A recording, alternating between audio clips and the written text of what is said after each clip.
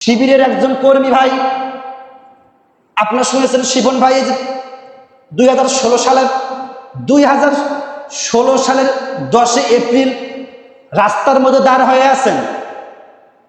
তার মা আসবে, অটো থেকে নামবে, মাকে রিসিভ করে বাসার মধ্যে চলে যাবে। ওই ভাইটা করেছিল ইসলামী ছাত্র শিবির। ওই ভাইটা যখন দাঁড়ায় আছে, হঠাৎ করে পুলিশের পরিচয় দিয়ে এসে দুইজন তাকে ধরে নিয়ে গেছে। দুইজন তাকে যখন ধরে নিয়ে গেল, এরকম ধরে নিয়ে গিয়ে তাকে যখন নিঘুম করে দিল, তাকে যখন নিশ্চুপ করে দিল, 10 দিন পর্যন্ত 2016 সালের 20 এপ্রিল পর্যন্ত তার যখন খোঁজ খবর পাওয়া গেল না, আসরের নামাজের পর তার বাসা থেকে 2.5 কিলোমিটার দূরে একটা নিরিবিলি জায়গায় তার লাশ পাওয়া গেল। লাশ যখন পাওয়া গেল, দেখা গেল তার চোখ নাই। কি নাই?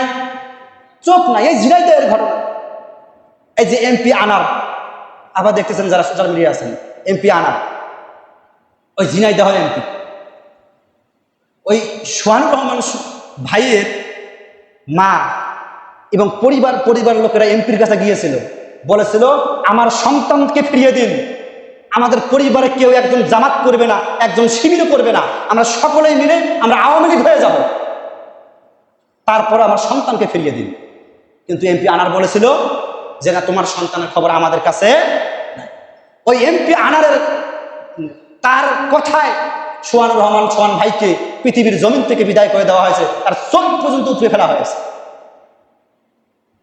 সোহানুর রহমান সোহানের মা সাক্ষাৎকার দিয়েছিলেন যে আমার আরো যদি সন্তান থাকে, আমার সন্তানকে তো ফিরে পাইলাম না। 2016 সালের 20 এপ্রিল যখন সন্তানের লাশ যখন পেয়ে গেলেন, মা হাউ মাউসুরে ডাক দিয়ে বললেন, ও দেশবাসী শুনে রাখো, আমার আরো যদি 10টা সন্তান থাকতো, তাহলে আমি এই 10টা সন্তানকে আমি শিবির যে পথে পরিচালিত করে, ওই ইসলামের পথে আমি তাকে পরিচালিত করতাম। সুবহানাল্লাহ বলেন। তুমি যে দল করো মিয়া, ওই দলের মধ্যে যদি তুমি যাও, তোমাকে বিড়ি দেয়, সিগারেট দেয়, নামাজের কথা বলে না। তুমি যদি মানুষকে মুরব্বীকে থাপ্পড় দাও, তুমি যদি 2 জনকে হত্যা করো, তুমি যদি এরকম করে একটা গাড়ি নিয়ে তুমি হো করে বের হতে পারো, তুমি ওই দলের লিডার হতে পারো। কিন্তু জামাতি ইসলাম যারা করে, তাদেরকে আগে রিপোর্ট রাখতে হয় না, 5 ওয়াক্ত নামাজ পড়তে হয়, 1 ওয়াক্ত নামাজ কাটাইলে তাকে আবার হিসাব দেওয়া লাগে তার কাছে। বিড়ি সিগারেট যখন তার সামনে চোখে পড়ে, তাকে তওবা করানো হয়, শাস্তির আওতায় নিয়ে আসা হয়।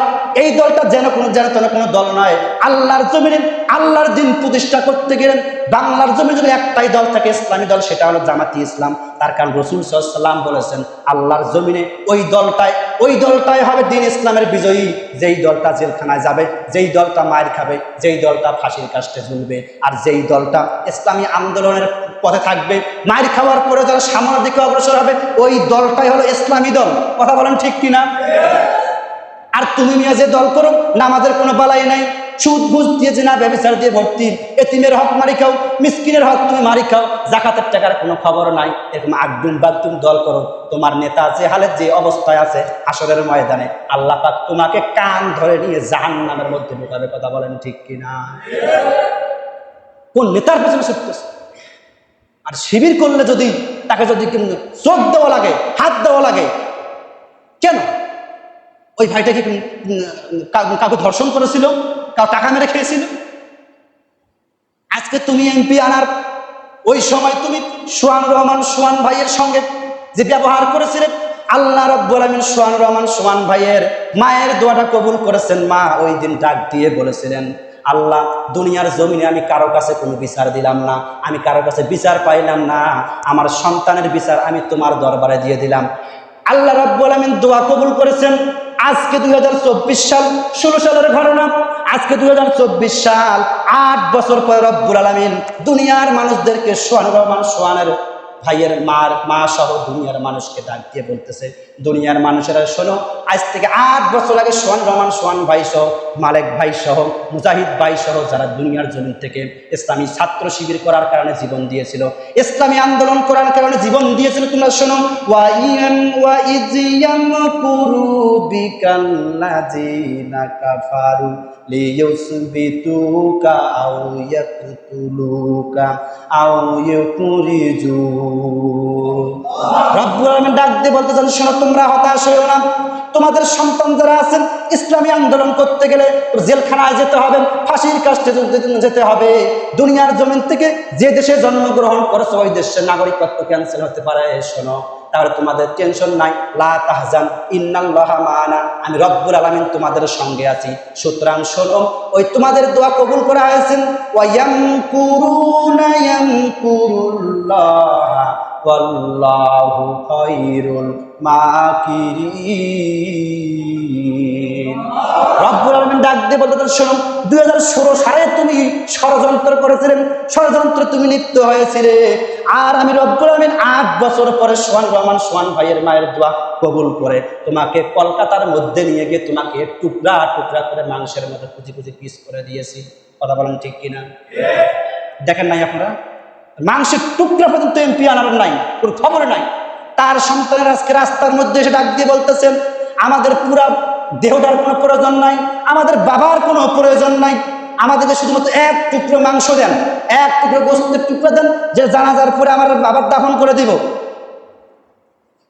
ওই দিন সোহানুর রহমান সোহানের মা দোয়া করেছিল, 8 বছর পর কবুল করেছেন যিনি, তিনি কে?